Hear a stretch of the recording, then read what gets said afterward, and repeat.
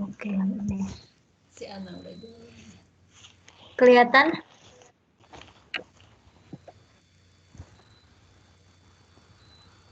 Ya, kelihatan. Kelihatan. Oke, Kelihatan. kelihatan.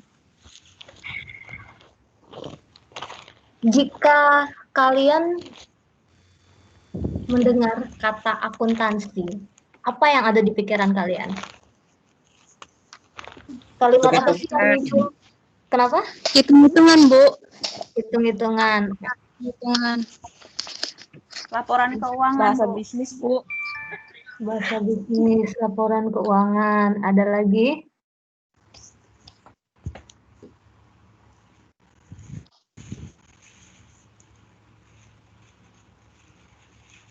Pokoknya yang berkaitan keuangan.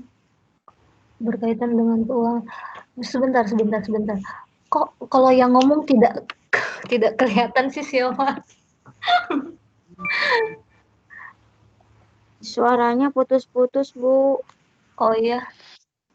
Aku yang ngomong, Bu. Iya, maksudnya kalau di Zoom gitu ada namanya ya. iya, semester lalu kita kan pakai aplikasi apa tuh ya? Zoom. Enggak pakai Zoom, Skype bisnis. Skype itu kan kelihatan yang mana yang berbicara. Jadi saya tahu tuh ngasih nilai tambahan. Ini kok nggak ada ya? Berarti jadi dukun. Bentar ya, saya lagi berpikir gimana saya tahu siapa yang ngomong. Oh gini aja. Jadi kalau misalnya mau memberikan pendapat, kasih tahu namanya dulu ya. Jadi saya tahu nih siapa yang ngomong. Karena saya belum terlalu familiar dengan suara kalian karena ada yang baru kan. Ada yang baru 3 orang kan. Jadi nanti saya jadi bingung. Saya menebak-nebak daripada salah. Lebih bagus misalnya kalau ngomong kasih namanya dulu. Jadi saya tahu gitu. Jadi saya tahu siapa yang diam. Nggak apa-apa ya diam karena kan kerja kan. Oke. Tadi ada yang bilang bisnis, hitung-hitungan. Jadi Ya, terus yang Laporan keuangan. nyatat keuangan, mencatat transaksi keuangan. ngomong dong siapa namanya? Saya bingung nih. Aku Rika Juliani. Pitasari, Ibu.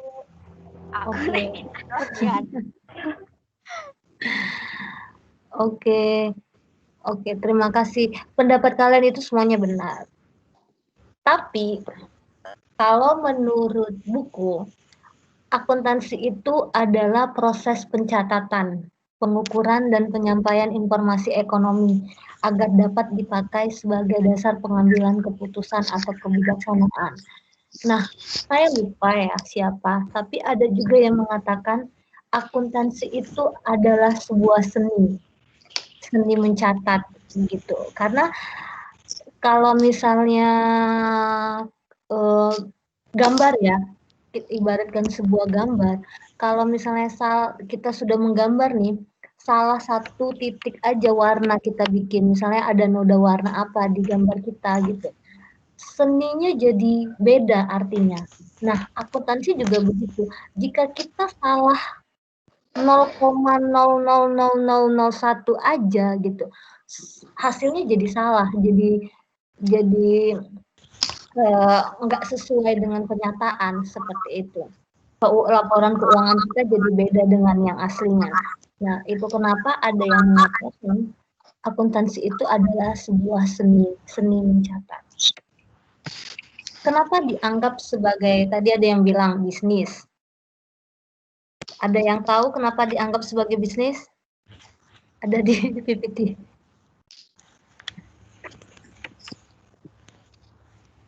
Ya, benar. Karena si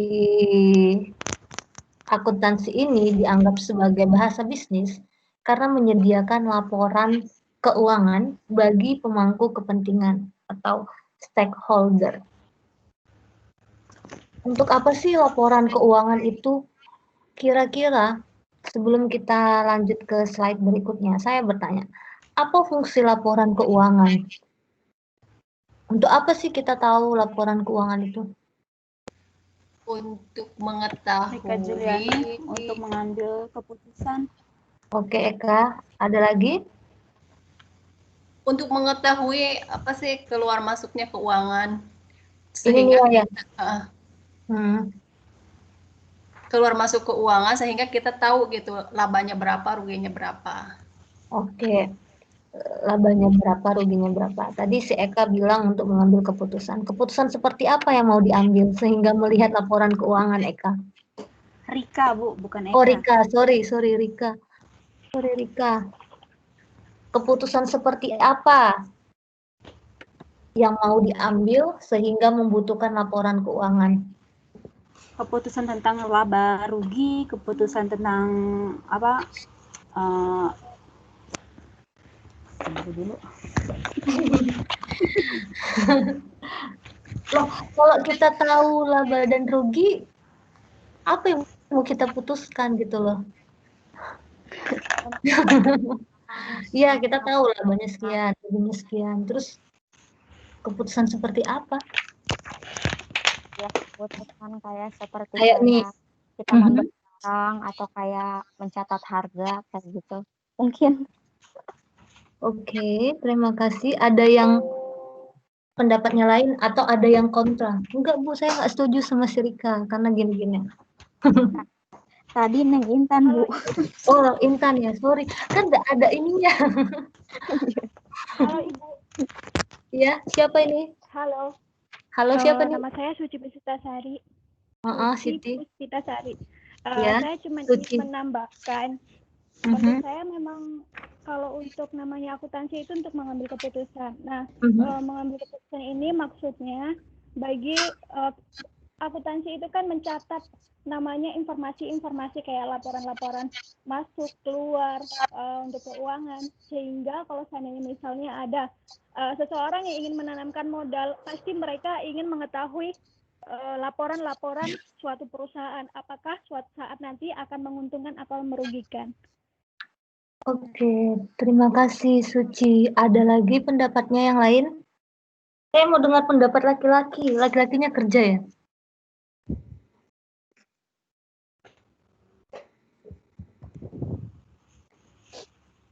Halo, Om. Halo, Ya. saya mau jawab Bu, Anang Bu. Biasanya kalau laporan akuntansi itu dijadikan dasar untuk membuat perencanaan keuangan selanjutnya tentang uang masuk, uang keluar, dan perencanaan modal yang akan diberikan oleh investor. Oke, terima kasih. Yang kalian katakan itu semua benar sekali. Nah, kenapa? Jadi pertanyaannya keputusan seperti apa yang mau diambil sehingga membutuhkan laporan keuangan. Tadi benar ya.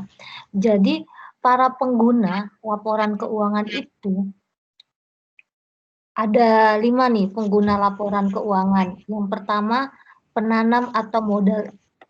Penanam modal atau investor. Seperti yang Anang bilang tadi, Anang katakan, si investor ini atau penanam modal ini katakan, saya nih mau menanamkan modal di bisnis ekspor importnya si Anang.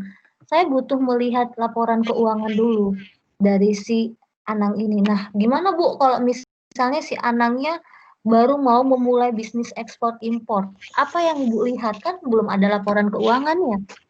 Rencana laporan keuangannya.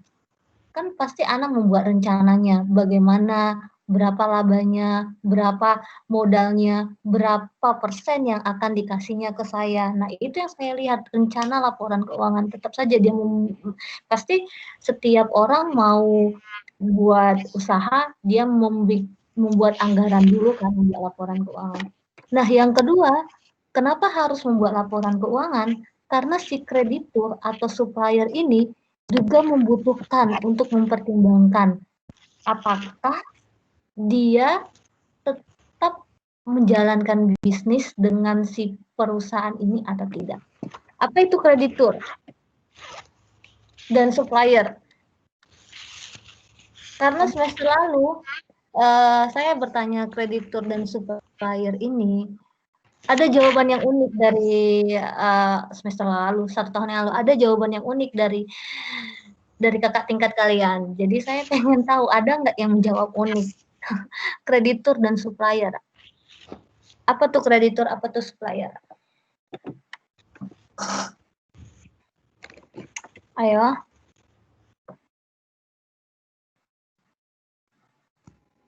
Nanti yang diam saya akan tunjuk ya. Sebelum saya tunjuk nih, apa itu kreditur? Saya mau jawab, Bu. Siapa ini? Ari. Siapa? Ari. Ari. Ari. Ya. Oh, Ari. Oke, Ari. Kreditur adalah pihak atau organisasi, perusahaan atau pemerintah yang memiliki satu atau lebih tagihan kepada pihak kedua atas properti atau layanan yang telah diberikan. Oke, terima kasih Ari. Nah, ini kan enak kalau misalnya mau menjawab, nampak mukanya juga kelihatan lebih enak. Ada lagi kreditur atau mau menjawab supplier selain Ari?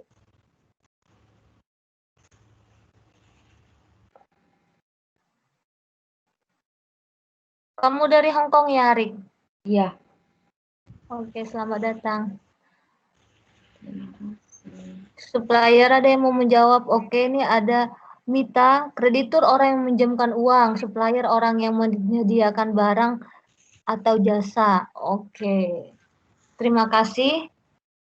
Benar sekali ya, nggak ada jawaban yang unik ya. Padahal saya menunggu gitu, ada jawaban yang unik. Nah, kreditur itu adalah orang yang meminjamkan uang dan supplier itu adalah orang yang menyediakan barang atau jasa. Benar. Jadi laporan keuangan itu penting untuk si kreditur nih. Misalnya si Arik itu adalah kreditur. Dia meminjamkan uang kepada si Mita. Nah, si Arik ini pengen tahu kira-kira si Mita ini sanggup nggak bayar. Karena si Mita ini bilang, karena dia ngasih proposal lagi ke si Arik. Si Mita bilang, saya ingin mau mengembangkan bisnis saya ingin membuka cabang lagi. Yang tadinya dia bisnisnya cabangnya cuma di Jakarta, dia mau buka cabang di Bandung. Dan dia ingin meminjam uang kembali kepada Arik. Padahal sebelumnya dia masih mempunyai tunggakan sama si Arik gitu. Nah, si Arik juga pengen lihat, ini cabangnya ini menguntungkan nggak? Sanggup nggak nanti si Mita ini membayar utang-utangnya ketika si Arik ini meminjamkan kembali uangnya. Nah, itu fungsinya laporan keuangan untuk kreditur. Bagaimana karyawan dan organisasi. Nah, si karyawan dan begitu juga dengan supplier.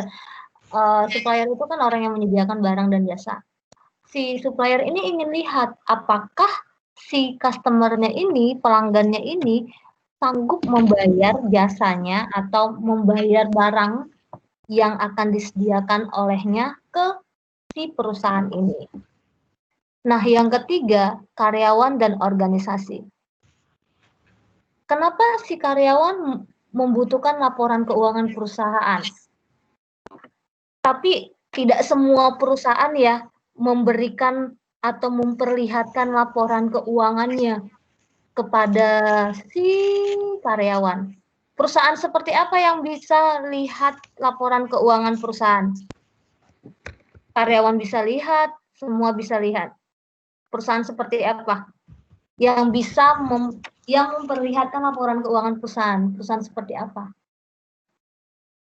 Ada yang tahu nggak? Karena di perusahaan tempat saya bekerja sekarang nggak bisa lihat laporan keuangannya selain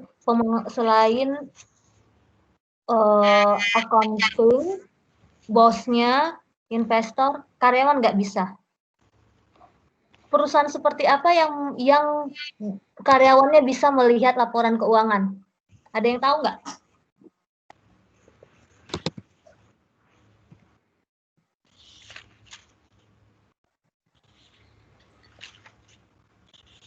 Ada yang Oh, saya mau mencoba menjawab, Miss. Tapi mencoba ya, Miss Iya, ya. siapa? Iya, siapa? Saya Latif, Miss. Mungkin Oke, perusahaan Latif. yang bisa ada laporan keuangan mungkin Mhm. salah satunya perusahaan yang bisa memperjualbelikan saham gitu, Miss. Mungkin. Oke. Di Taryuni ada chat perusahaan yang sudah go public. Oke, terima kasih.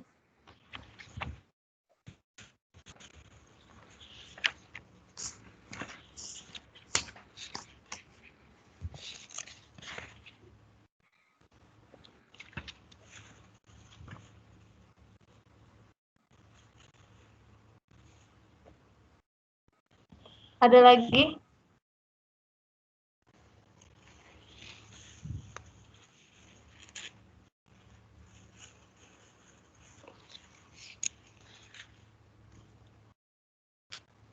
Seperti supermarket mungkin, Bu. Supermarket?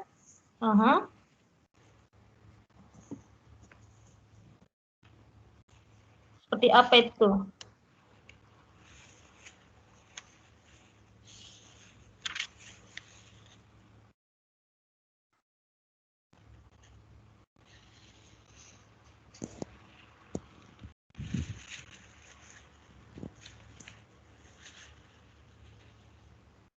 Seperti apa? Saya lagi sedang ini ya, lagi sedang melihat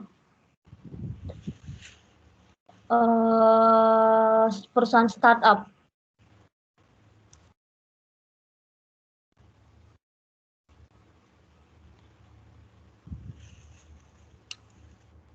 Tadi yang dikatakan tadi ini benar ya, emiten. Siapa? Nih ya, nih emiten. Latif join meeting, oke.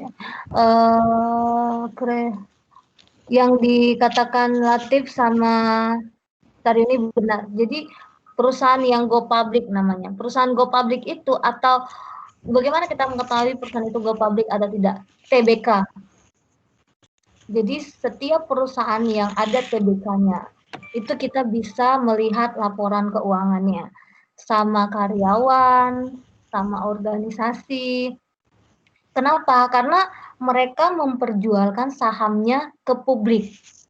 Jadi siapapun bisa melihat laporan keuangan tersebut. Laporan keuangan pemerintahan kita juga bisa lihat ya. Walaupun kadang ada yang nggak update pemerintahannya. Tapi pada umumnya pemerintahan itu laporan keuangannya go public karena masyarakat seharusnya melihat laporan keuangan tersebut. Biasanya mereka buat laporan keuangan tahunan, kalau laporan pemerintahan kita bisa lihat biasanya di situs pemerintahan, misalnya Kementerian Pendapatan Daerah Kota Palangkaraya, biasa kita bisa lihat. Saya dulu ngambil penelitian tentang pajak, saya bisa lihat laporan keuangannya. Kalaupun kita minta datang ke tempatnya bisa, tapi ada prosedurnya ya. Karena takutnya mahasiswa juga boleh minta laporan keuangan, tapi ada prosedurnya. Karena takutnya itu laporan keuangan disalahgunakan. Itu kenapa ada juga perusahaan tradisional, itu namanya perusahaan tradisional, tidak memberikan laporan keuangannya ke karyawan.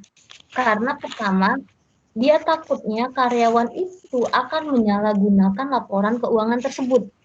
Itu dia. Tetapi kalau yang udah go public, dia juga sistemnya sudah lebih ketat, mereka tidak takut karena memang itu strategi mereka untuk mendapatkan investor.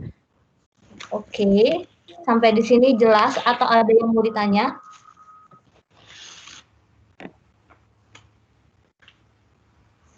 Ada yang mau ditanya? Sebenarnya ini enggak terlalu berat, ringan aja. Oke, sampai di sini nggak ada ya. Akademisi, nomor 4 akademisi. Nah, akademisi ini kayak seperti saya gitu. Jadi bisa dipelajari dan juga seperti kita bisa belajar. Itulah gunanya laporan keuangan. Jadi kita bisa belajar bagaimana membuatnya dan apa fungsinya dan lain sebagainya. Manajemen sebagai pengambil keputusan. Tadi ada yang bilang, ini misalnya manajemen lihat, oh laporan keuangan kita begini, berarti strategi kita di bulan depan atau tahun depan itu bagaimana. Nah, ini fungsinya manajemen untuk melihat laporan keuangan. Apakah sih perusahaan ini sudah produktif atau enggak? Jika enggak, apa yang harus dilakukan manajemen? Misalnya, oh kita terlalu banyak nih gaji karyawan, oke kita PHK aja karyawannya misalnya, atau oh kita terlalu banyak nih di biaya produksi, oke kita cut biaya produksi, kira-kira biaya produksi mana yang bisa kita cut, kita potong biayanya, kita kurangi, seperti itu. Terus, nah bagaimana cara menyusun laporan keuangan? Nah, cara menyusun laporan keuangan, kita nggak bisa nih asal-asal isi atau buat laporan keuangan. Misalnya kita buka warung nih, kita bisa aja gitu buat sekian masukan pengeluaran. Tapi kalau di laporan keuangan untuk si pengguna laporan keuangan yang 5 tadi ini, ada hal-hal atau prosedur yang digunakan. Kita menggunakan prinsip-prinsip akuntansi berterima umum. Apa itu? Nah, itu adalah prinsip-prinsip yang harus kita penuhi atau taati gitu untuk membuat si laporan keuangan ini. Nah, siapa yang membuat? Itu yang membuat Dewan Standar Akuntansi Keuangan. Siapa Dewan Standar Akuntansi Keuangan? Itu diambil dari Ikatan Akuntan Indonesia. Nah, jadi Ikatan Akuntan Indonesia ini terdiri dari akuntan-akuntan atau orang-orang yang bekerja di bidang akuntansi. Biasanya mereka memang sudah memiliki gelar CP, AK itu akuntansi, gelar profesi ya, gelar profesi. Jadi kalau S1 itu sarjana ekonomi, sekarang udah sarjana akuntansi, S1 akuntansi. Nah, nanti mereka sekolah lagi, sekolah profesi AK.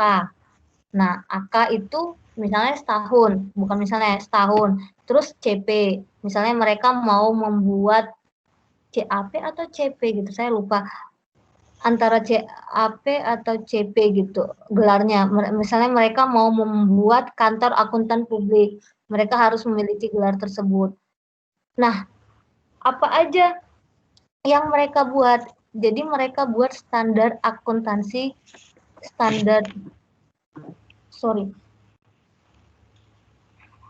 apa ya tadi,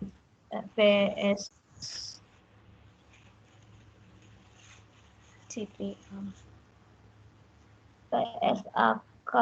Oh, jadi standar akuntansi keuangan. Jadi mereka membuat standar akuntansi keuangan. Nah, yang terdiri dari pernyataan standar akuntansi keuangan. Standar ini merupakan pedoman prosedur dalam membuat laporan keuangan akuntansi. Ini kalau di Indonesia PSAK. Kalau di luar negeri namanya IFRS. Saya lupa kepanjangan IFRS. IFRS itu sebentar. Kok bahasa Mandarin?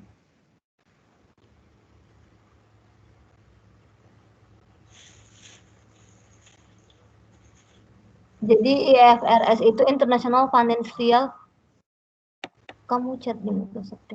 Reporting Standards. Itu standar dasar pengertian dan kerangka kerja di bidang akuntansi yang biasanya dipakai Amerika atau Eropa, negara-negara tertentu. Kalau Indonesia sudah diadaptasi, jadi namanya PSAK. Oke, jadi ini jangan lupa.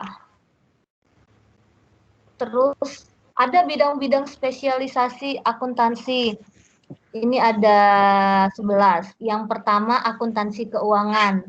Nah, kita ini cepat aja karena gampang sih.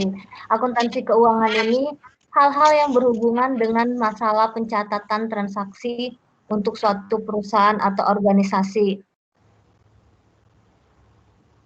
Yang kedua auditing. Auditing ini seperti yang tadi saya bilang kan, akuntan publik. Jadi kita melihat apakah laporan keuangan ini benar atau tidak, atau sudah memenuhi standar akuntansi yang berlaku umum, itu ada orang yang mengaudit atau memeriksa kelayakannya.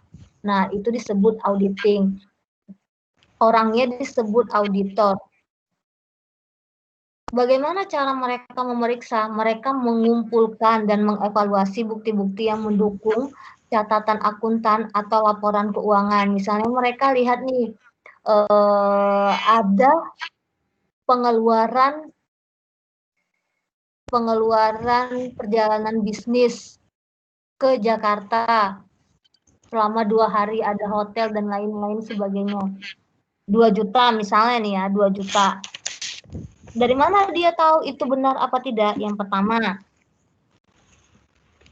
tiket pesawat misalnya, tiket hotel. Terus yang kedua, nota-nota ya. Yang kedua, dia lihat apakah memang ada kegiatan kegiatan perusahaan di tanggal segitu ke Jakarta. Jika tidak ada, si auditor nanti menanyakan, ini kenapa? Padahal tidak ada nih di laporan perusahaan kalau ada perjalanan bisnis tanggal sekian, seperti itu. Karena pernyataan auditor ini ada 5 jenis. Yang pertama itu wajar tanpa pengecualian, yang kedua wajar dengan pengecualian, ada 5 ya. Nah, kalau perusahaan itu wajar tanpa pengecualian, itu perusahaannya udah bagus ya. Tapi kebanyakan perusahaan wajar dengan pengecualian. Jarang yang dapat WTP, wajar tanpa pengecualian. Laporan keuangan pemerintah juga diaudit. Ada yang tahu nggak siapa yang audit laporan keuangan pemerintah? Seperti bank, dan lain-lain. BUMN, begitu, siapa yang audit? Ada yang tahu? Ada yang tahu siapa yang audit laporan keuangan bank, BUMN, atau laporan keuangan pemerintah?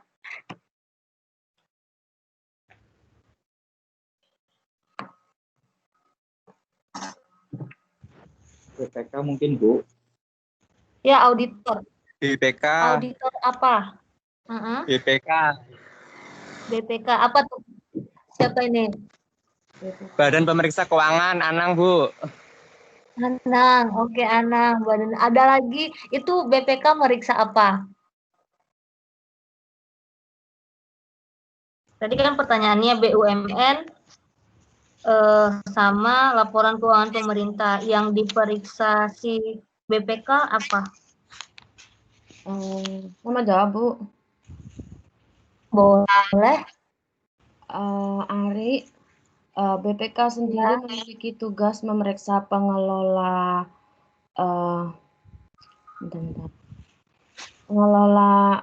dan tanggung jawab keuangan negara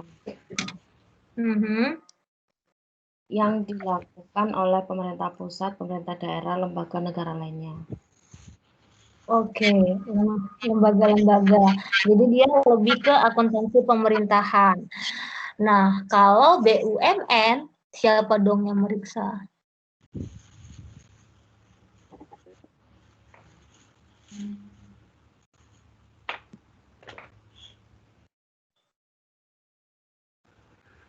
Mau menjawab, Bu? Rika Juliani.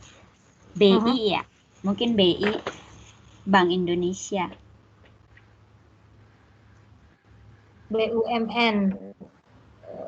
BUMN banyak ya, nggak cuma bank. Selamat pagi, Bu. Saya coba-coba ya, Bu. Sama saya latih, Bu. Mungkin itu, Bu. Boleh latih. Mungkin kantor akuntan publik, tapi mungkin itu ya, Bu. Kantor akuntan publik. Oke, latih. Ada lagi?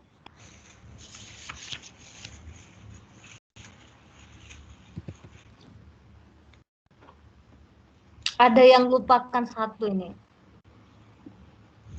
Iya benar tadi ya. Kantor akuntan publik, tapi kantor akuntan publik itu dia memeriksa perusahaan-perusahaan seperti misalnya nih si perusahaan A meminta bantuan si kantor akuntan publik untuk memeriksa laporan keuangannya. Itu namanya kantor Itu namanya auditor eksternal. Nah, ada lagi auditor independen. Auditor independen itu yang memang dari si perusahaannya, auditor dari perusahaannya yang memeriksa laporan keuangan perusahaan sendiri. Ada lagi auditor pemerintahan, itu tadi yang seperti BPK. OJK, ada yang melupakan OJK kan? Apa tuh OJK? Otoritas Jasa Keuangan. Jadi dia memeriksa apa? Keuangan. Ya, keuangan apa?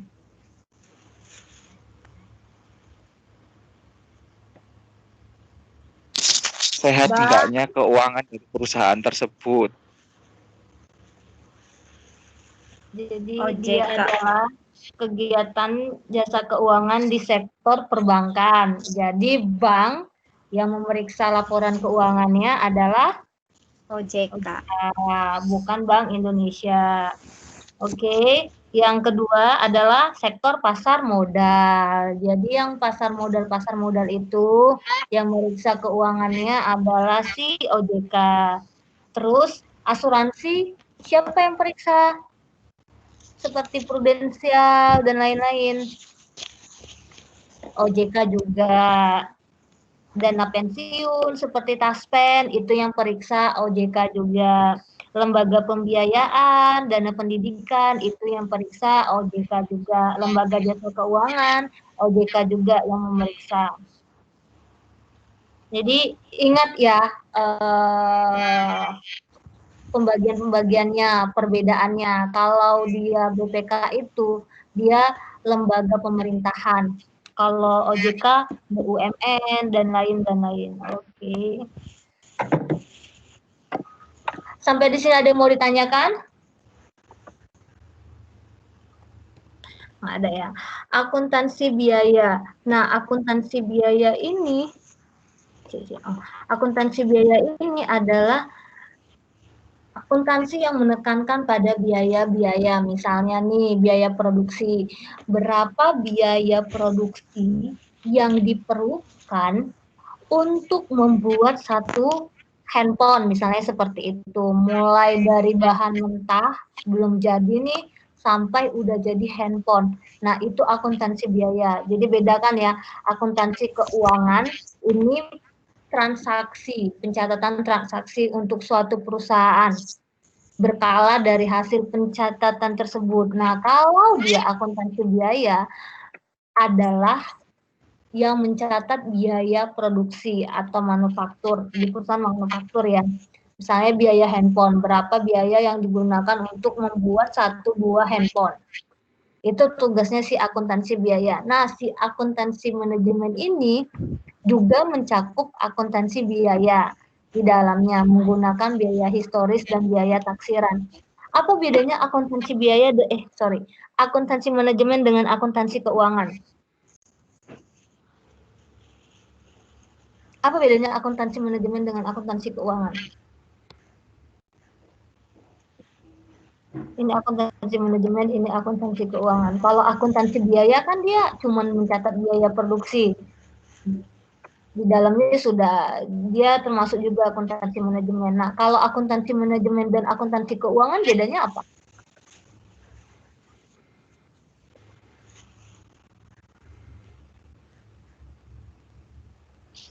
Saya Bu Dewi Mayangsari coba jawab. Boleh. Perbedaan dari akuntansi manajemen dengan akuntansi keuangan itu, jika akuntansi manajemen itu memberikan informasi kepada orang-orang di dalam suatu organisasi itu sendiri, sedangkan akuntansi keuangan itu di luar dari organisasi tersebut. Seperti contohnya buat pemegang saham seperti itu. Ya. Bagus, ada lagi? Oh, ini ada si Taryuni. Tadi ya, OJK tadi ya. Nanti kita bahas masalah OJK lagi. Saya baru lihat soalnya. Oke, nanti kita bahas terakhir ya. Soalnya udah lewat dia. Saya baru lihat.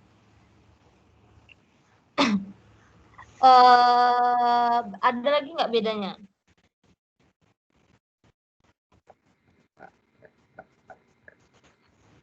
Masih nggak bisa chat. Untuk penyajian datanya juga Bu berbeda, akuntansi keuangan dan juga manajemen. Siapa nih? Dewi Mayangsari. Oh, oke, Dewi. Iya, jika akuntansi keuangan, jika akuntansi manajemen itu sifatnya lebih detail dan juga lebih terperinci dibandingkan dengan akuntansi keuangan.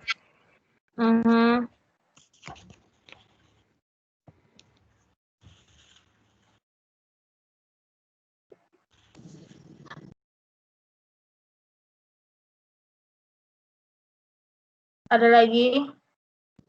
Saya boleh nambahin Bu, biasanya kalau akuntansi manajemen itu untuk orang-orang dalam perusahaan. Kalau akuntansi keuangan itu untuk akuntansi biaya itu orang luar seperti investor. Oke. Ada lagi?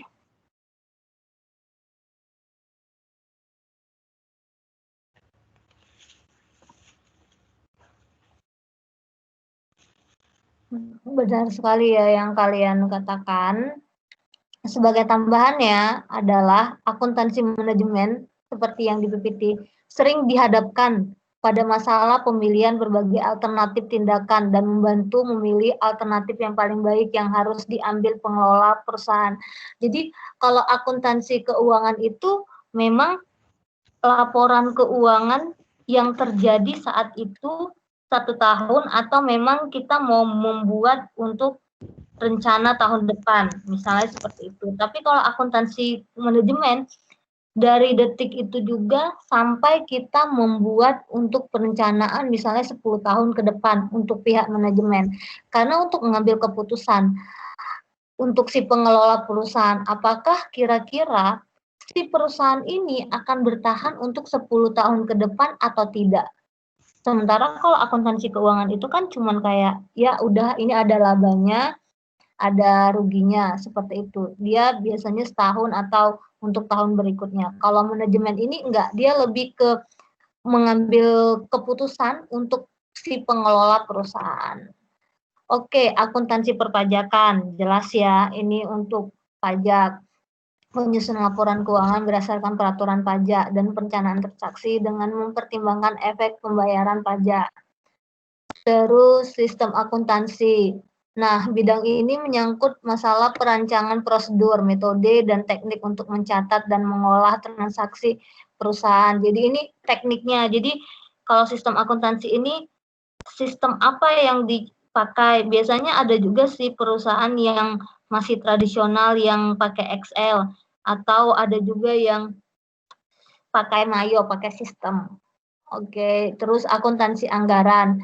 Ini menyajikan rencana kegiatan keuangan untuk suatu periode melalui catatan dan ikhtisar. Biasanya ada kalau di laporan keuangan itu, kalau tidak salah kan ada 5 itu laporan keuangan. Nah, di poin kelima ada catatan atas laporan keuangan. Biasanya itu dipakai oleh akuntansi anggaran. Biasanya catatan-catatan dan ikhtisar-ikhtisar. Akuntansi sektor publik. Nah, tadi ini kita bahas seperti BUMN. Ini BPK ya. Akuntansi sektor publik itu BPK, perusahaan milik negara, organisasi politik dan sosial, serta organisasi nirlaba yang berfokus pada pelayanan publik. Akuntansi pemerintahan. Nah, menekankan pada pencatatan laporan transaksi dari lembaga pemerintahan atau lembaga sosial, seperti rumah sakit, organisasi politik, rumah ibadah, dan lainnya. Akuntansi sosial ini organisasi ya, organisasi yang berdampak sosial dan lingkungan dari tindakan ekonomi untuk masyarakat luas, dari dan untuk masyarakat luas. Tata buku dan akuntansi. Tata buku adalah pencatatan data perusahaan dengan cara-cara tertentu. Pekerjaannya menyangkut tulis-menulis saja. Ini biasanya tata buku ini yang pakai komputer gitu loh, yang pakai Excel biasa, nggak ada sistem. Tadi beda sama sistem akuntansi ya. Kalau sistem bisa dia pakai Mayop, kalau yang ini biasanya dia mencatat atau menulis saja. Terus akuntansi bersangkutan dengan perencanaan sistem pencatatan, penyusunan laporan keuangan berdasarkan data yang dicatat dan penafsiran laporan. Itu bedanya tata buku dan akuntansi. Oke, masuk ke konsep dasar akuntansi. Sampai di sini ada yang mau ditanyakan? Oke, kita kembali ke si OJK tadi ya. Ini udah masuk ke kegiatan belajar kedua. Tadi si Taryuni tanya, OJK bukannya cuma mengawasi aja ya, Bu? Ada yang mau menjawab nggak? Sebelum saya jawab.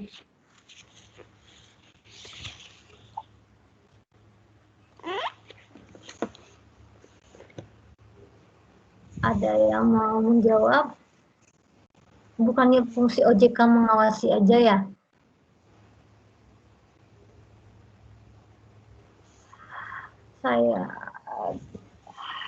Sebelum ada OJK ini baru ya. Saya lupa, BI itu dulu tugas dan fungsinya ada 3. Jadi sejak ada OJK jadi bertambah gitu, jadi 1. Ya, saya lupa. Nah, sejak itulah ada si OJK ini. Dulu BI ya yang apa tadi, makanya ada jawab BI. OJK ini kan baru aja ya, baru berapa tahun. Otoritas Jasa Keuangan.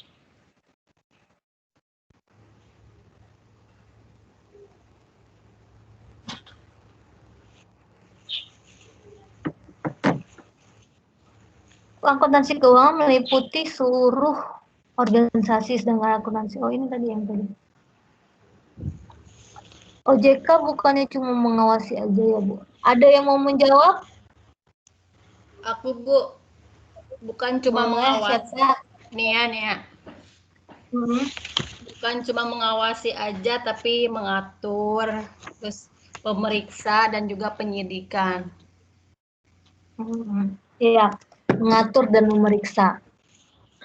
Jadi saya ingat betul ya, dulu kalau tidak salah 3 ya fungsi Bank Indonesia, karena saya dulu pernah studi banding ya di Bank Indonesia langsung di Palangkaraya. Jadi mereka katakan, jadi karena takutnya si Bank Indonesia yang sebenarnya fungsi utama untuk menjaga stabilitas keuangan negara,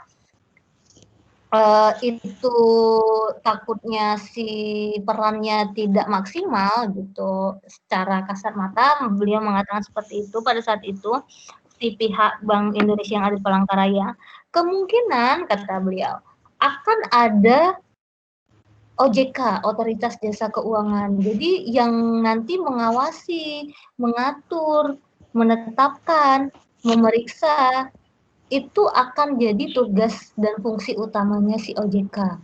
Bank Indonesia tidak lagi, tapi tetap bekerja sama dengan OJK, seperti itu. Sampai di sini jelas, itu kenapa tadi ada yang jawab Bank Indonesia, udah tidak lagi ya, sejak adanya si OJK ini. Jadi si OJK ini ya tadi yang seperti Nia bilang, mengawasi, menetapkan peraturan, dan memeriksa, menyelidiki. Oke, ada lagi? Ada kok. Jadi itu tadi Rika Juliani, jadi OJK tadi itu yang tadinya menggantikan perannya Bank Indonesia itu ya, Bu? Jadi ada 1 kalau tidak salah. Jadi si OJK ini bekerja sama gitu dengan si Bank Indonesia ini. Awalnya memang itu fungsinya semua si Bank Indonesia yang dulu banget itu. OJK kan baru-baru ini, saya lupa ya. Bentar ya. OJK berdiri tahun berapa? Baru tahun 2011 ya. Kalau nggak salah, lihat baca di semalam kan. Iya, 2011. Ekonomi mikro itu.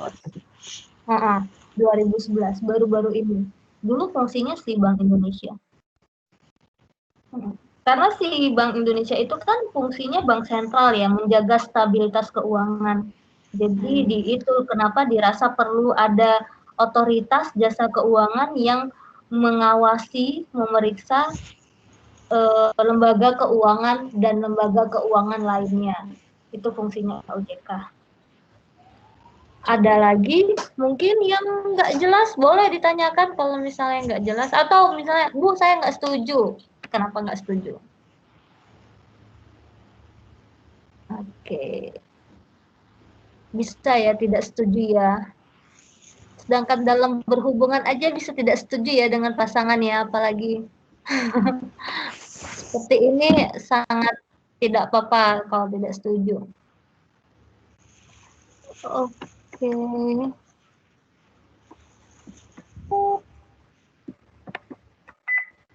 Lanjut ya. Konsep dasar akuntansi. Nah, tadi SAK apa tadi? Satuan apa tadi ya? Ada yang masih ingat? Coba jangan dilihat.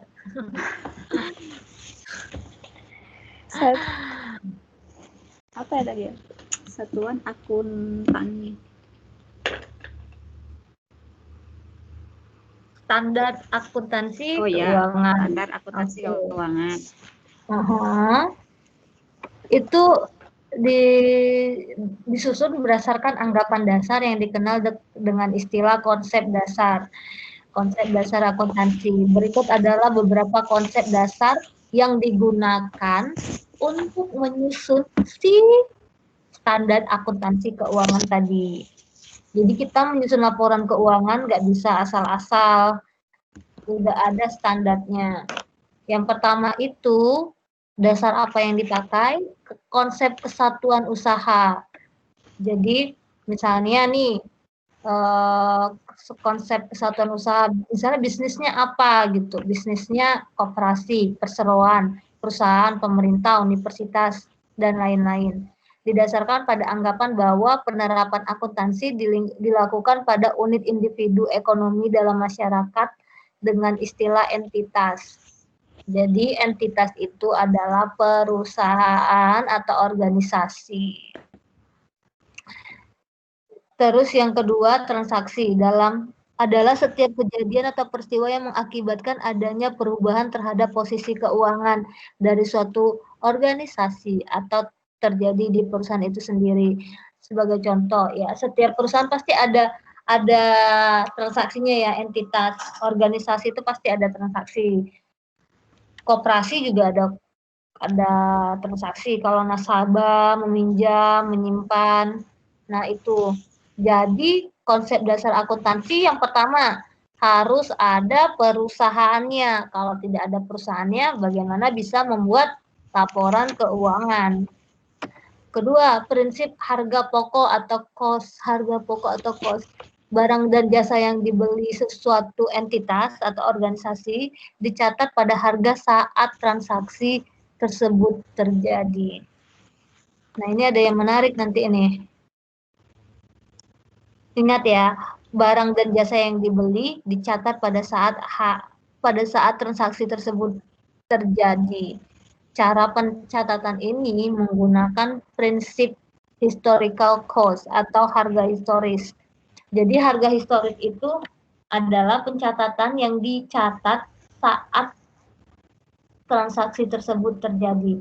Nah, bedanya sama dasar akrual ini dasar yang digunakan untuk menentukan kapan suatu transaksi harus diakui. Dalam akuntansi dikenal dua dasar pencatatan, yaitu dasar akuntansi dan dasar akrual. Dasar tunai menyatakan bahwa transaksi dicatat saat terjadinya penerimaan dan pengeluaran kas. Dasar akrual mencatat transaksi pada saat terjadinya tidak mengindahkan penerimaan dan pengeluaran kas. Tadi ada beberapa yang bilang, iya Bu, saat transaksi pengeluaran dan penerimaan kas. Yang mau saya tanyakan, di akuntansi itu kita memakai pencatatan apa? Pencatatan dasar tunai atau dasar akrual? Tadi dasar tunai itu transaksi dicatat saat terjadinya penerimaan dan pengeluaran kas. Sedangkan yang akrual mencatat transaksi pada saat terjadinya. Walaupun misalnya nih belum mengeluarkan uang. Misalnya kita membeli mobil, tapi mobilnya itu tidak cash, kredit. Nah, itu kita sudah mencatat pengeluaran tersebut atau tidak? Misalnya kita bayar misalnya dalam tempo 3 bulan. Gimana? Barangnya belum diterima. Misalnya nih saya nih kan sekarang kerja di perusahaan ekspor impor. Misalnya menjual makanan hewan. Nah, makanan hewan ini si customer beli makanan hewan nih. Dan dia pesan produknya ke saya. Dia sudah bayar, sementara saya belum kirim barang. Tapi dia sudah bayar. Misalnya seperti itu. Atau si customer ini belum bayar, tapi saya sudah kirim barangnya dan misalnya sudah terima. Karena misalnya berhubungan baik. Si penjual ini misalnya bilang, saya akan bayar dalam waktu tempo 90 hari. Nah, ada 2 jenis pembayaran seperti itu di perusahaan tempat saya kerja. Nah, akuntansi pembeli ini, kapan dia mencatat biaya tersebut? Apakah saat terjadinya transaksi, saat diterimanya barang, atau saat dia membayar uangnya, saat dia mengeluarkan uang, pengeluaran kas? Kapan kira-kira si pembeli ini nih tadi, si customer saya ini, si akuntannya ini kapan mencatat si barang ini gitu, makanan hewan yang dibelinya dari saya? Pada saat dia bayar, pada saat dia terima, atau pada saat dia memesan makanan hewan ini dari saya? Ada yang bisa jawab? Kayaknya pada saat memesan, Bu. Pada saat memesan. Kenapa pada saat memesan? Karena mungkin sudah menghubungi terlebih dahulu, tapi barangnya belum diterima. Oke, ini siapa? Risa ya? Aku saya ini. Husain, kok namanya di sini Risa ya? Astaga. Oke. Ada lagi?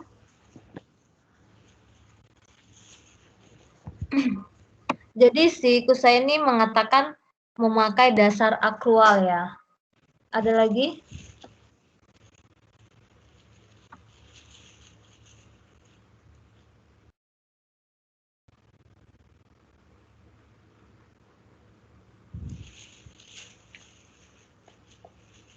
Ada lagi?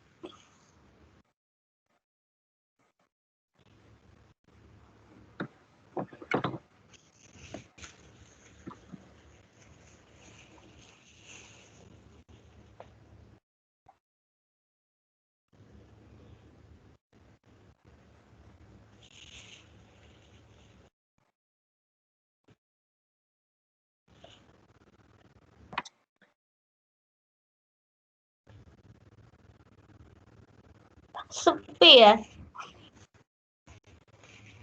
Ulangi pertanyaannya, Bu, tolong ulangi pertanyaannya. Oke, jadi pertanyaannya, kalau kita, saya sederhanakan saja kalimatnya, misalnya seperti ini. Sederhananya gimana ya? Tunggu, saya sedang mensederhanakan kalimatnya.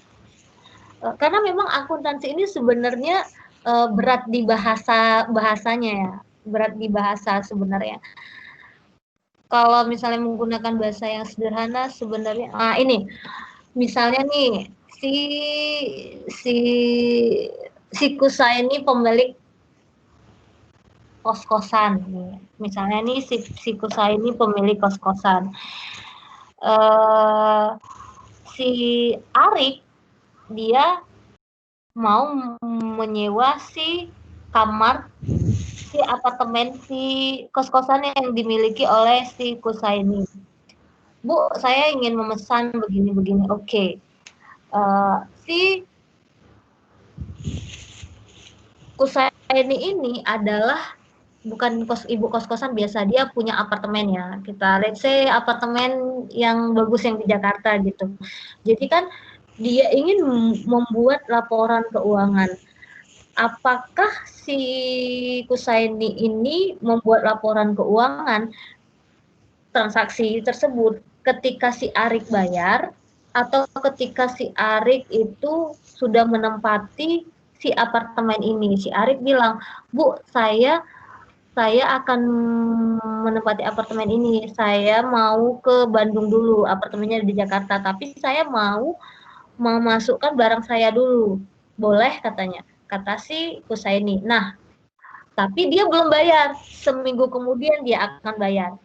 Apa yang harus dilakukan si Kusaini ini? Apakah dia mencatat transaksi tersebut atau tidak? Tunggu dibayar dulu baru dia catat. Tunggu ada pemasukan dulu baru dia catat. Tunggu si Arik bayar baru dia catat. Ini ada pemasukan baru dia catat. Atau waktu udah ada transaksi tersebut baru si Kusaini catat. Ngerti kan? Kapan kita mencatat transaksi suatu transaksi, pada saat terjadinya, pada saat uang diterima, atau bagaimana? Itu pertanyaannya. Saya mau menjawab, Bu. Siapa? Saya, Bu. Nia ya?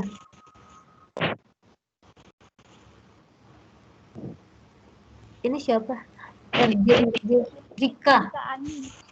Oh, Ani. Iya, boleh. Jadi mencatat itu setelah Boleh, Ani. Siti, Bu. Halo? Iya. Jadi si pemilik kos-kosannya itu mencatat sejak dia mulai memasuki rumah itu. Oke. Ada lagi ini perhitung walaupun orangnya belum masuk, baru memasukkan barang-barang, tapi pencatatan itu dimulai sejak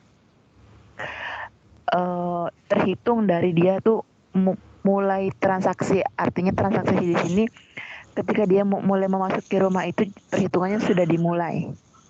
Oke. Ada lagi? Saya Ibu Jimeng Sari. Ibu, halo. Halo Bu. Iya ya. Iya. Saya Jimeng Sari Bu. Ingin memberikan pendapat saya. Menurut saya jika untuk pencatatan laporan keuangan, jadi kapan dicatatnya itu ketika kita sudah melakukan pembayaran.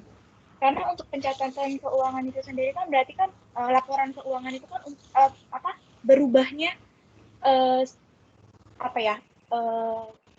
pencatatan keuangan itu. Jadi ketika dia hanya baru memesan, baru berbicara, itu kan belum ada keuangan yang masuk.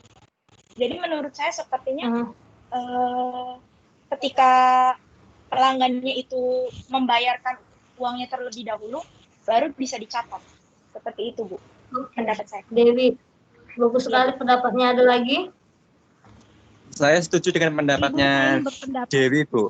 Soalnya menurut metode cash basis, pencatatan laporan keuangan itu dilakukan setelah menerima pembayaran dari orang yang melakukan transaksi tersebut.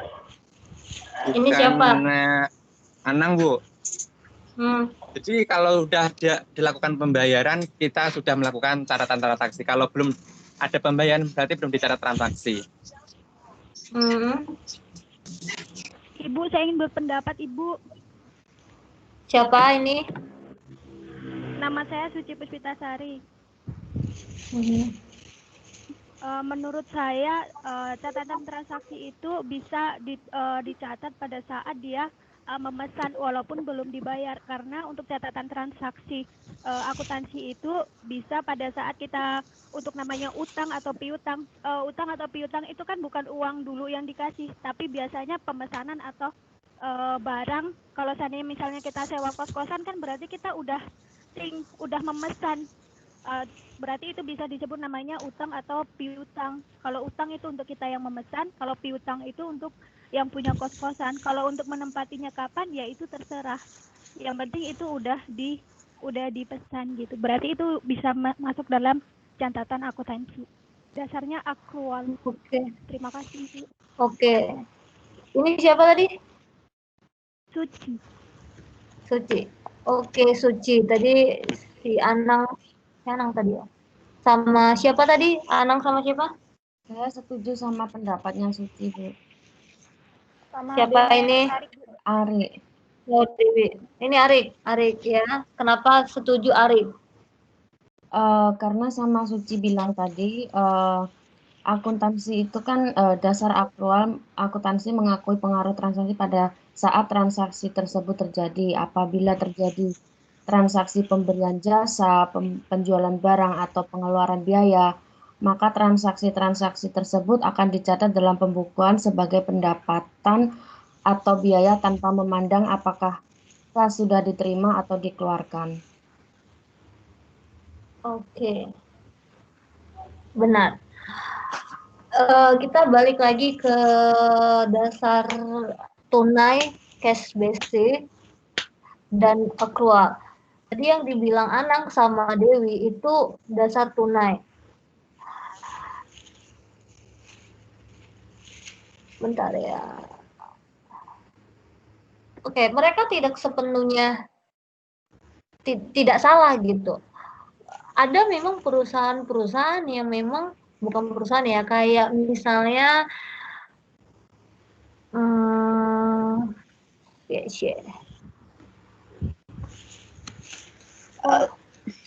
error. Bentar ya, aduh error juga nih komputer. Wah, error. Bentar ya, padahal saya tadi sudah membuat pencatatan akuntansinya. Tadi ada yang sempat lihat enggak? Oke, ini error. Bentar ya. Oh, tadi yang kayaknya ada debit kredit tadi ya. Oh ya, tadi saya sudah buat. Nah, itu yang mereka katakan itu mencatat harga historis. Nah, itu harga historis biasanya dilakukan oleh si pencatatan dasar tunai. Tidak sepenuhnya salah kalau misalnya warung-warung kecil seperti itu kan mereka mencatat waktu terjadinya pengeluaran kas dan pemasukan kas seperti itu. Nah, yang dikatakan oleh teman-teman yang lain yang selebihnya tadi seperti Arik dan kawan-kawan itu mereka mengatakan dasar akrual. Nah, dasar akrual inilah yang kita pakai di akuntansi karena dasar akrual ini memakai standar akuntansi keuangan. Kenapa? Seperti yang tadi dijelaskan, dia mencatat setiap transaksi. Walaupun duitnya misalnya belum ada dikeluarkan atau dimasukkan, selama dia sudah mengakui transaksi, selama ada transaksi kita bisa catat. Misalnya ini tadi biaya sewa, kita tadi pakai kasus biaya sewa. Kalau biaya, aduh terbalik lagi. Kalau biaya sewanya tadi sudah diterima, misalnya si Arik tadi sudah bayar biaya sewa, kita bisa bilang pendapatan biaya sewa karena si Kusa ini sudah menerima uangnya tadi pada biaya sewa. Misalnya seperti itu, debit dan kredit. Karena kenapa kita bilang pendapatan biaya sewa? Karena si Kusaininya sudah bayar dan dia sudah menempati, misalnya seperti itu. Nah, kalau dia belum menempati, apa kita buat? Dia belum menempati nih. Kita buat apa? Uang dibayar di muka. Misalnya, Bu, saya bulan depan mau ngekos, tapi saya bayar sekarang karena takutnya bulan depan saya nggak ada duit. Kita bisa buat lagi biaya sewa dibayar di muka pada biaya sewa atau pada pendapatan biaya sewa seperti itu. Nah, kalau misalnya Bu, dia udah nempat, dia belum bayar gimana? Tapi dia bilang, Bu, nanti saya akan tempati. Dia masih ngomong dan dia belum menempati dan dia belum bayar. Nah, kita bisa buat ini yang warna hijau. Biaya sewa pada pendapatan biaya sewa. Artinya apa? Artinya si Arik tadi berutang sama si ibu kos, sudah kita buat seperti ini kredit. Debitnya biaya sewa. Nanti kalau dia sudah bayar, Baru kita balikan lagi pendapatan biaya sewa nih yang merah. Pendapatan biaya sewa di debit, biaya sewanya di kredit. Seperti itu. Dia memainkan aja. Makanya ada yang bilang si akuntansi ini seni mencatat begitu. Kalau utang di kredit, kalau pemasukan di debit. Seperti itu. Jelas? Nanti ini kita akan belajar bagaimana cara membedakan yang mana debit, yang mana kredit. Nah, ini saya hanya ingin memberitahu aja. Dia dari segi mencatatnya aja yang dibedakan. Jadi kita tahu nih, kredit itu kan dia berutang, oh dia belum bayar. Jadi kenapa kita buat seperti ini? Kenapa pakai dasar akrual? Karena biar kita bisa lihat. Ini kan pasti ada tanggalnya. Setiap transaksi itu di sini biasanya ada tanggalnya. Misalnya tanggal bulan 10 tanggal 4. Nah, kita lihat, oh bulan 10 tanggal 4 si Arif ini memesan kamar dan dia bilang seminggu. Nah, ini udah lebih dari seminggu. Kita bisa misalnya mengambarinya. Kita bisa lihat transaksinya kapan. Oke. Ada yang mau ditanya sampai di sini? Jelas? Jelas ya. Yang keempat itu prinsip konsep dasar akuntansi. Yang keempat kelangsungan usaha. Nah, dasar ini menganggap bahwa entitas atau organisasi akan berlangsung terus sehingga dapat melakukan transaksi di masa yang akan datang. Oke, kita masuk ke persamaan akuntansi. Unsur dasar suatu laporan keuangan terdiri dari 3 macam, yaitu aset. Aset itu terdiri dari kekayaan. Kekayaan itu namanya sumber aktiva. Itu nama aset atau kekayaan itu namanya aktiva. Terus aset atau kekayaan yang dimiliki perusahaan dikenal dengan aktiva, dikenal dengan aktiva. Terus si kewajiban dan ekuitas itu namanya pasiva. Jadi rumusnya aktiva sama dengan pasiva. Aktiva tadi aset atau kekayaan, sedangkan pasiva utang atau ini modal. Utang itu sama dengan kewajiban ya. Utang, kewajiban atau ekuitas plus modal. Oke, ini benar. Jadi aktiva ini aset atau kekayaan, pasiva ini utang, kewajiban atau ekuitas ditambah modal. Apa aja contoh aktiva aset? Apa aja contoh aset? Apa aja contoh aset?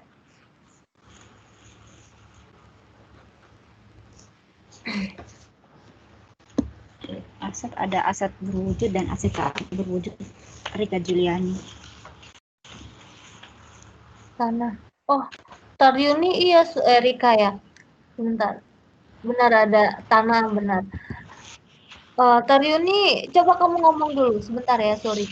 Taryuni coba ngomong. Coba ngomong Taryuni.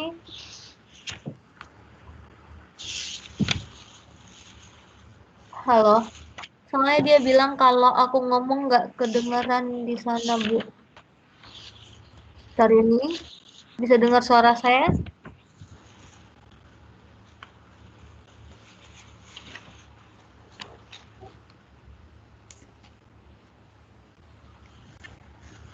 Taryuni, coba ngomong.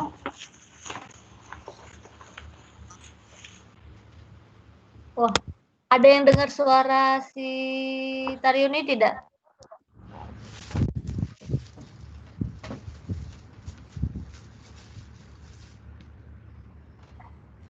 Tidak dengar, Bu. Ada yang dengar suara Taryuni? Nggak ada suaranya, Bu. Nggak ada suaranya Taryuni.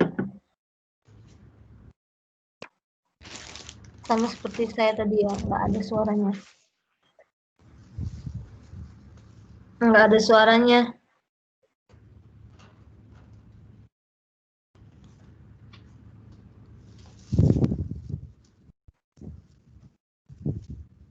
Oke. Oke, kita lanjut ya. Ada lagi aktiva, Yuni nggak ada suaranya. Ada lagi aset-aset.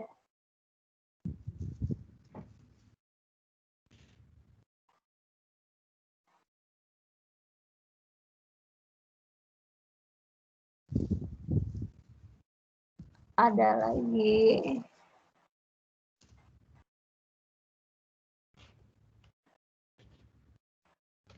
Halo Ibu. Iya, halo. Yang termasuk aktiva ya Bu atau aset ya? Iya, Itu seperti kayak uang kas, peralatan-peralatan, maksudnya peralatan yang digunakan untuk apa namanya?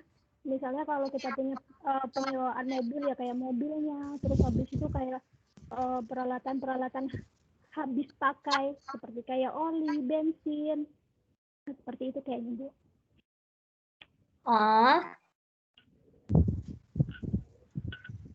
Ada lagi? Saya Bu mau jawab. Siapa? Arik. Ini Arik? Ya. Oke, Arik, silakan. Itu terdiri dari benda apa saja yang bisa dirasakan dan dilihat oleh mata.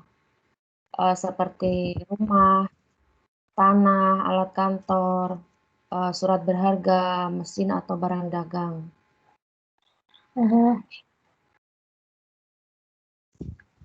Ada lagi? Saya Bu Rika Juliani. Aduh. Aset ada dua macam, ada aset berwujud dan aset tak berwujud. Aset berwujud itu aset yang terlihat, maksudnya yang nilainya tergantung dari fisik dari aset tersebut seperti tanah, bangunan, mobil, pabrik gitu. Tapi kalau aset yang tidak berwujud itu berupa aset keuangan.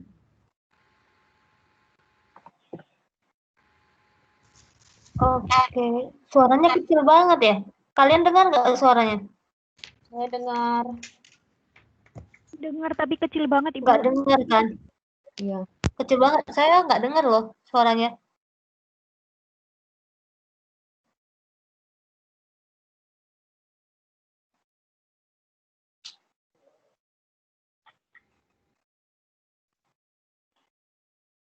Ada lagi?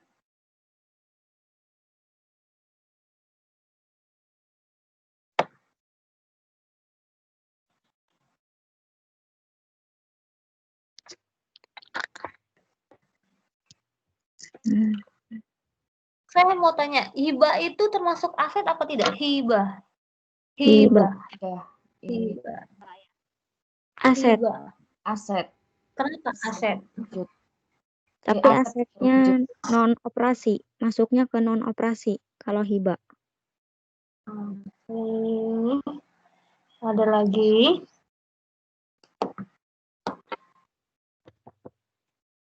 Hibah ya Bu ya? Iya, hibah. Hibah termasuk aset tak berwujud kayaknya. Oke, aset tak berwujud. Kayak deposito dong. Hak paten, merek dagang, hak intelektual. Kalau hibahnya tak berwujud, ya itu tadi contohnya seperti hak paten misalnya atau deposito dihibahkan atas nama dia deposito itu. Nah, bisa jadi hibah ini adalah rumah. Dia jadi aset berwujud, tergantung hibahnya. Nah, kalau dia hibahnya berupa barang, dia bisa jadi aset berwujud. Kalau dia tidak berupa barang, dia bisa jadi aset tidak berwujud. Jadi hati-hati ya. Kalau di pencatatan akuntansi, dia tergantung jenisnya. Jadi, ketik di akuntansi itu, apa ini artinya sama dengan yang ada di sini? Jadi, jumlah posisi kekayaan atau aset atau aktiva itu harus sama dengan jumlah posisi utang plus modal. Jadi ini namanya kiri, ini namanya kanan. Jadi yang kiri harus sama besarnya dengan yang kanan. Jadi nggak boleh berat sebelah. Itu sudah ketentuannya. Contohnya, misalnya Bapak Joko membuka sebuah usaha dengan nama perusahaan X, Y, dan Z. Pengeluaran awal yang dibutuhkan untuk operasi sebesar 100 juta. Ingat ya, pengeluaran awal untuk operasi itu 100 juta. Dan persediaan barang dagangan sebesar 20 juta. Bapak Joko hanya memiliki modal sendiri sebesar 70 juta. Sehingga kekurangan untuk membeli bangunan dan persediaan barang dilakukan dengan cara berhutang. Maka persamaan akuntansinya adalah ada yang tidak mengerti? Saya tanya, ada yang tidak mengerti nggak? Ini masih sederhana. Jadi, kalau tidak ada yang mengerti, saya akan jelaskan. Kalau semua mengerti, saya tidak akan jelaskan. Coba dijelasin aja, Bu. Oke. Jadi misalnya seperti ini. Sebenarnya pengeluaran awal itu dibutuhkan 100 juta. Persediaan dagangnya sebesar 20 juta. Jadi totalnya berapa?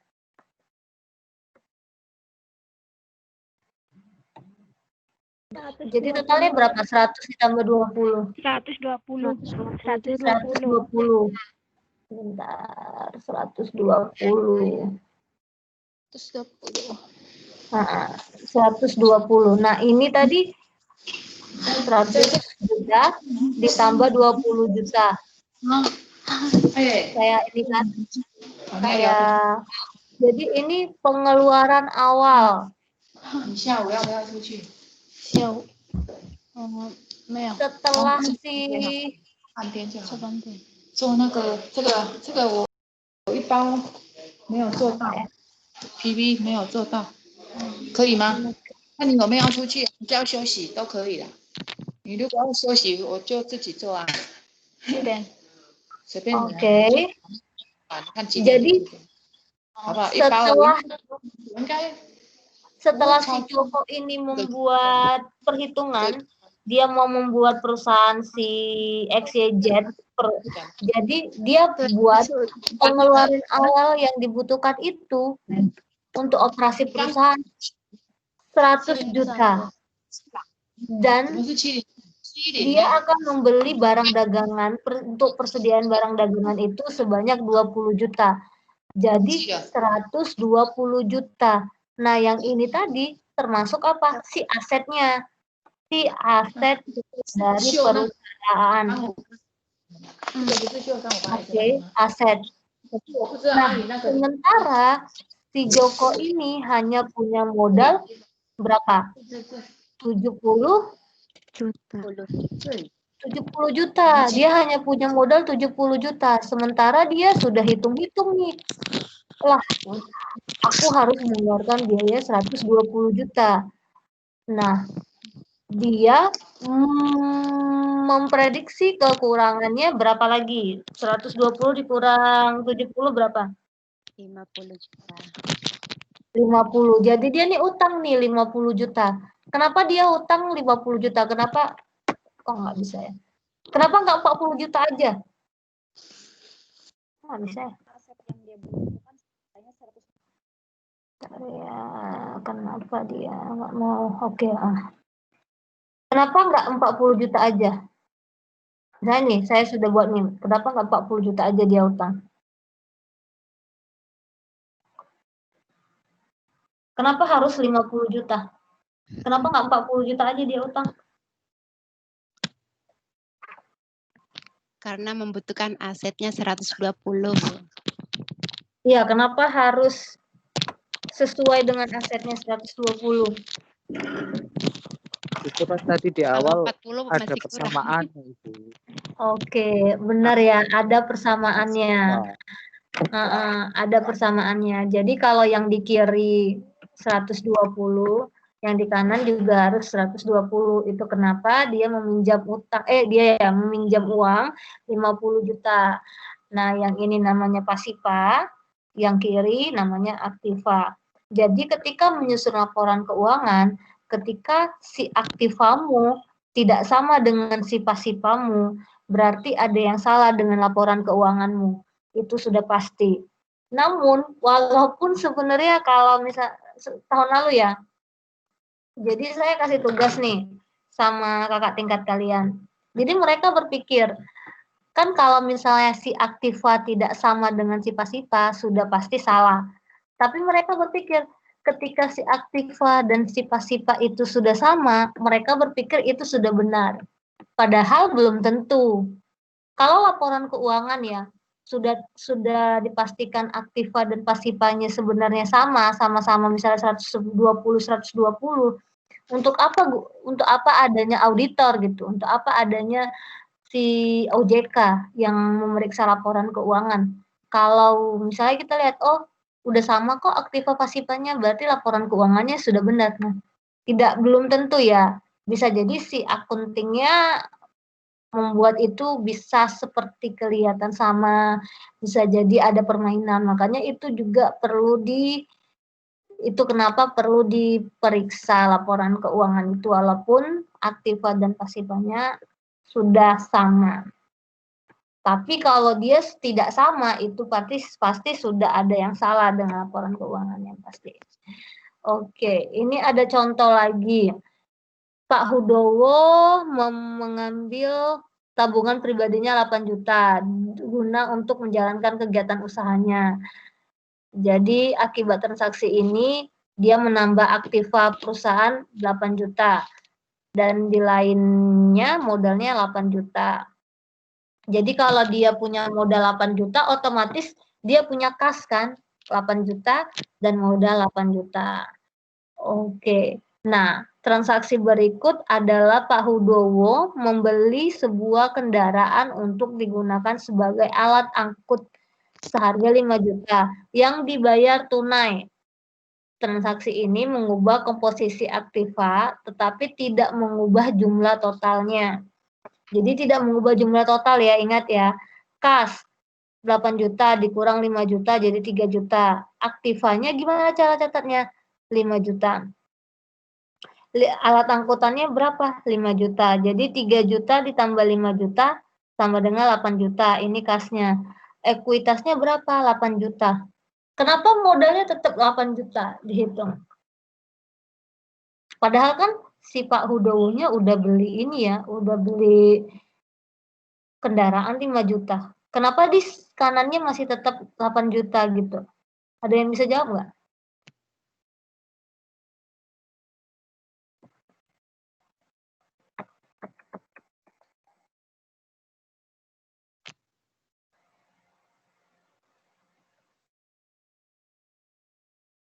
Ada yang bisa jawab kenapa modalnya masih tetap ditulis 8 juta? Padahal kan si Pak Hudowo ini udah beli alat angkutan tadi 5 juta.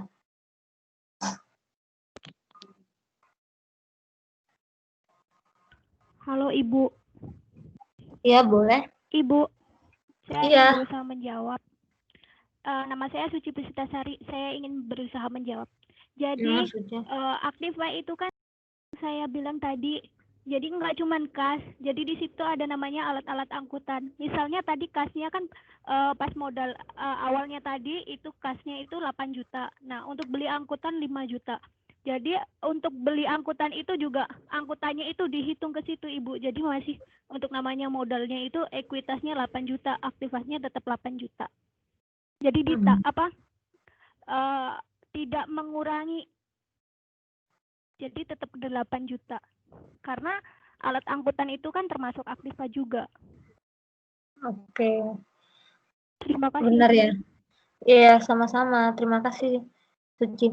Ya, benar ya. Jadi si 5 juta ini tidak mengurangi modal. Tetap saja kan si 8 juta, si 5 juta ini tetap modal. Karena apa?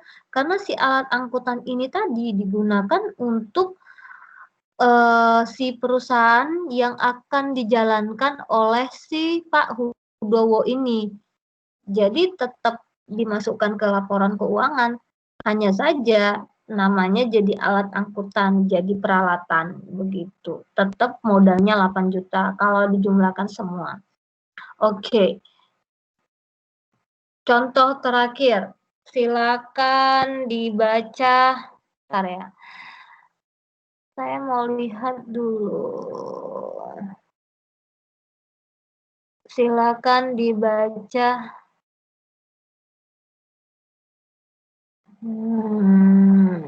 Saya lupa lagi. Bentar ya, saya lihat dulu absensi.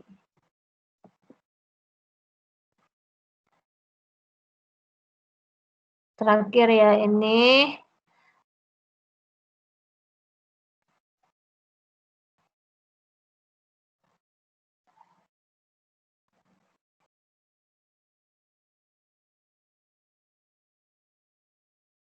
Rosia bisa buka mikrofon? Bisa bersuara nggak? Atau lagi kerja? Rosia? Oh, ada ya. Oke, saya ganti. Intan. Iya. Baca soal yang ini transaksi G. Oh.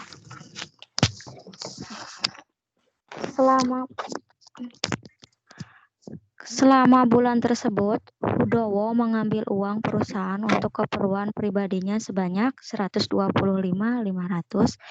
Pengambilan ini bukan merupakan beban sebab tidak ada hubungannya dengan usaha untuk pemilik.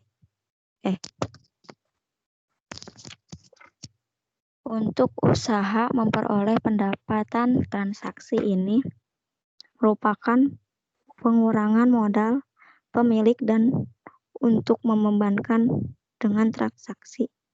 Kok gini? Dengan transaksi operasional. Transaksi ini diberi keterangan atau pribadi dari Tuan Hudowo. Dengan demikian, pencatatannya dalam persamaan akuntansi adalah sebagai berikut. Oke. Nah, ini tadi ada transaksi-transaksi si Pak Hudowo. Itu hampir mirip sih sama yang tadi beli alat angkutan tadi. Dia beli bensin, beli oli, sama piutang usaha. Tadi kan saya sudah jelaskan juga itu semua menambah aktiva. Nah, saya tadi kan tanya yang 8 juta kenapa tidak berkurang. Nah, si 8 juta tadi bisa berkurang jika si Pak Hudowo ini melakukan transaksi yang bukan untuk keperluan bisnis. Kalau dia melakukan transaksi untuk keperluan bisnis, misalnya tadi nih ada pemakaian bensin dan oli, bayar sewa kantor, gaji supir, bayar sewa iklan, gaji pegawai, itu semua akan dikurangin. Oke, tapi kalau dia si Pak Hudowo ini mengambil uang pribadi untuk mengambil uang untuk kepentingan pribadi, itu namanya prive atau pribadi, biasanya sih prive bahasa akuntansinya. Jadi itu akan mengurangi modalnya sebanyak 125 juta. Nah, ini kenapa tadi modalnya juga dia kalau ada utang usaha akan mempengaruhi ekuitas juga. Nah, kalau si Pak Hudowo ngambil uangnya, modalnya untuk kepentingan pribadi, itu akan mengurangi modal. Itulah di saat modalnya berkurang. Jadi bisa ya, modal berkurang itu bisa ketika si pengusaha mengambil uang untuk keperluan pribadi, 125 juta. Nah, di kas, pengeluaran kas juga dikurangi 125.500. Jadi di kiri dikurangi 125.500, di kanan juga dikurangi 125.500. Jadi prive pada kas. Jadi prevonya di debit, kasnya pada kredit. Oke, nanti kita belajar minggu depan kalau tidak salah itu belajar penempatannya kapan di saat debit, kapan di saat kredit. Sampai di sini ada yang mau ditanyakan? Gampang kan? Gampang kan? Gampang, Ibu. Wah, gampang, nggak ada yang sulit. Gampang sampai Loh, kenapa? Gampang. Gampang sampai pusing. Susahnya di mana? Pusingnya itu Coba lihat sampai di pusingnya itu lihat angka. Lihat angka pusing ya. Padahal sebenarnya gampang loh. Tidak Iya, Ibu, pas sesulit. waktu dijelasin kayak gini gampang. Nanti kalau soalnya beda, itu udah beda. Oh iya. Soalnya udah dimodifikasi gitu ya. Nah, ya Ibu. Saya masih berusaha ini untuk mengabsen kembali ya. Sebelum enggak, maksudnya yang di sistem karena kita masih ada waktu 10 menit. Saya sengaja meluangkan waktu 10 menit untuk kita membahas mau dibawa kemana hubungan kita nggak? Mau dibawa kemana? Mau gimana kita maunya sistem belajar kita ini. Terus nggak mau ya? Oke, jadi minggu depan saya akan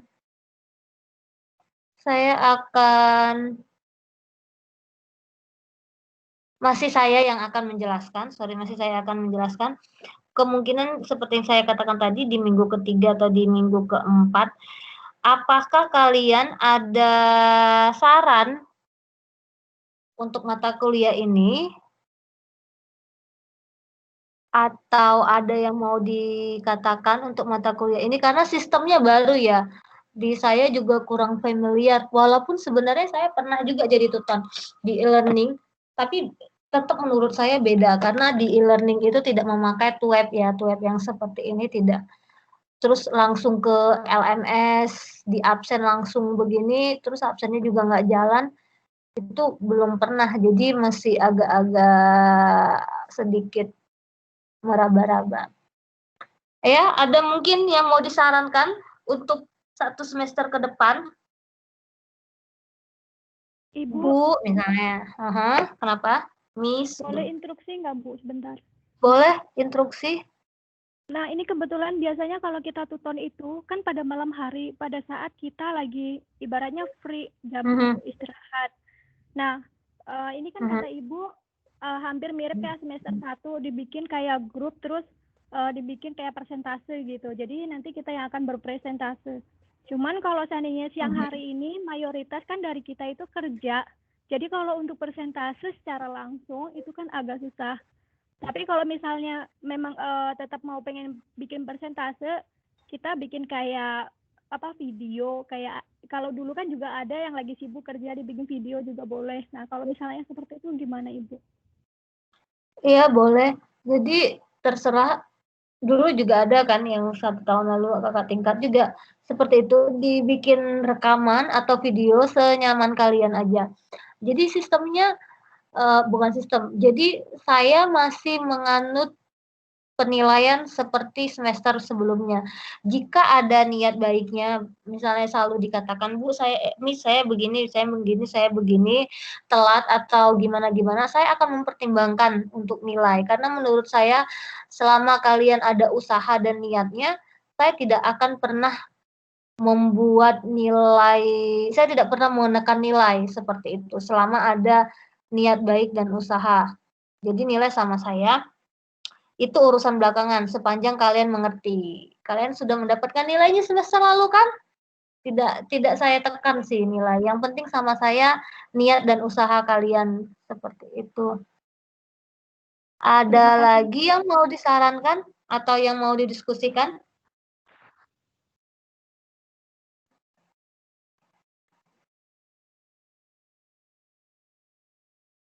Ini ada yang nggak bisa, kenapa ya ada yang nggak bisa chat begitu. Oke, ada lagi sebelum kita tutup perjumpaan kita di siang ini karena saya tahu kalian akan lanjut lagi kan 15 menit lagi. Udah? Nggak ada? Oke, mungkin sampai di sini dulu perjumpaan kita. Sampai ketemu lagi minggu depan. Assalamualaikum. Waalaikumsalam warahmatullahi wabarakatuh. Selamat mengikuti mata kuliah selanjutnya. Saya log ya. Bye-bye. Terima kasih Bu untuk hari ini. Terima kasih Bu. Sama-sama.